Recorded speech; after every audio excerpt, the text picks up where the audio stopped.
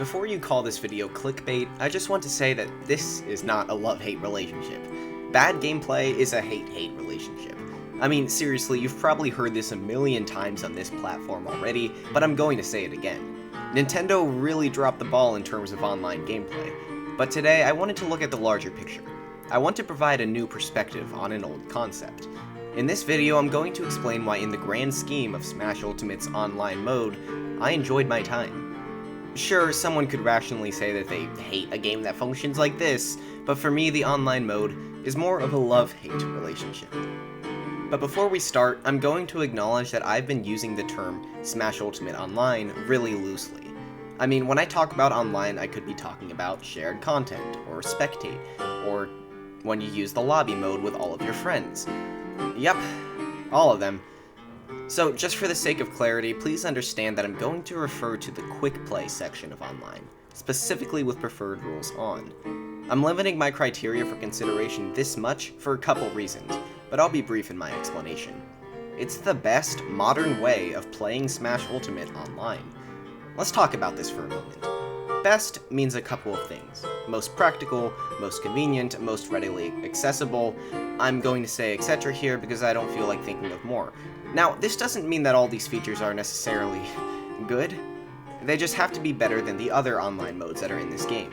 Like, for instance, it's not great to have the flu, but you'd much rather have that than be stuck in a coma. Anyway, moving on. I think there's one main problem that people have with the gameplay, and another problem that people have with the matchmaking, and we will have to talk about them to fulfill a video of this nature. Sounds pretty bad, right? Well, a lot of people seem to think so. But my experiences with Smash Ultimate's online could be described as a love-hate relationship. So the last point to touch on with this video is how one background system saves the entire experience for me. Let's talk about public opinion first. Let's talk about preferred settings. The first page of Google defines a preference as a greater liking for one alternative over another or others. Pretty simple stuff. But there's a dilemma at play here. People tend to differ in terms of opinions, and opinions govern what we like. So, who do we listen to? In an ironic sense of depth, people have different opinions as to this solution as well.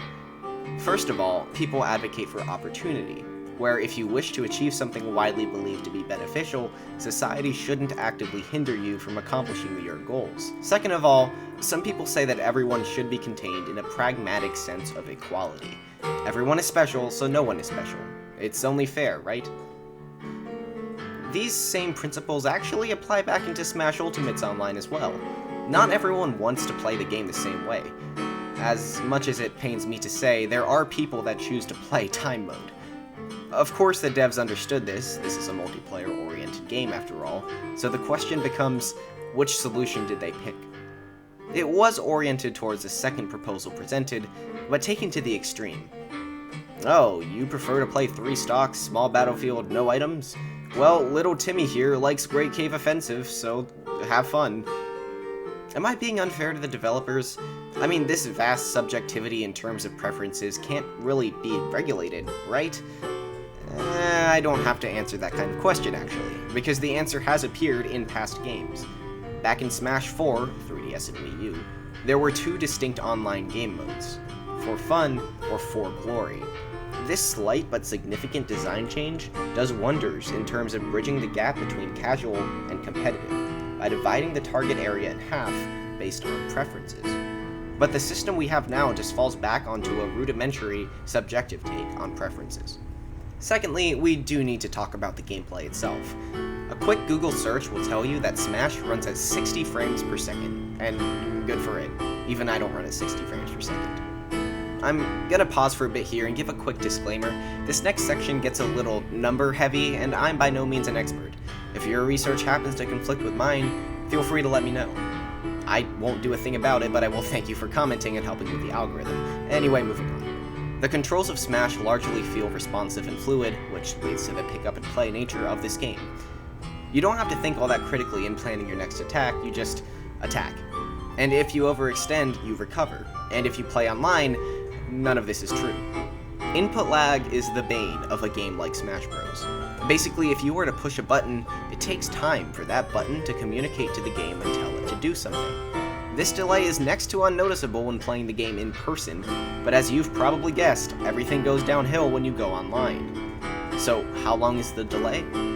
I'm reading off the Smash wiki here, but 6 to 7 frames on average. Bear in mind that this is a game that changes frames 60 times per second, which equates out to 16 point this number milliseconds of time. This sounds small, but in a game where you aren't supposed to notice a delay, it completely changes how it feels. Plus, this number is an average.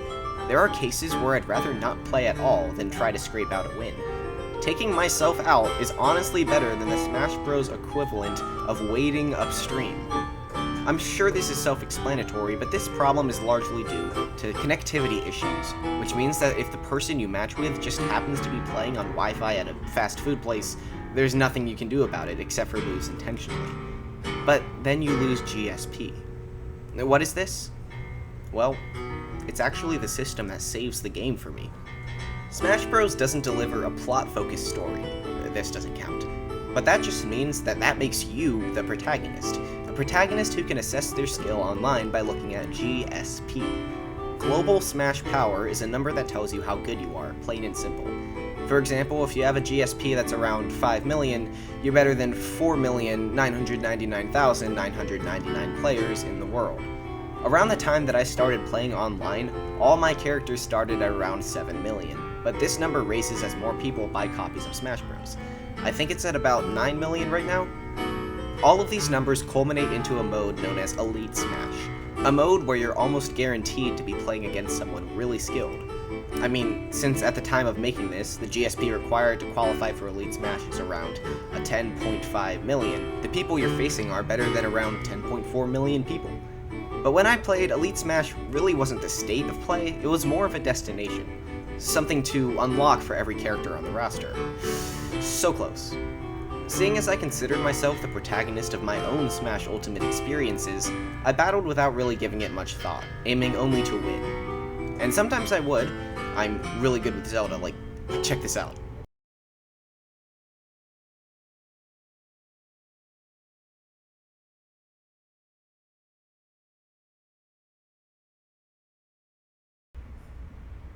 Yeah.